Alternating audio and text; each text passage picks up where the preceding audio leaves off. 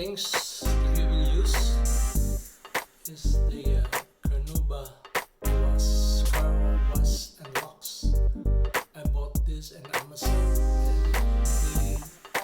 and on the list that I'll put down below. Just put a small amount of Carnauba wax, same as what you are doing in the Amazon.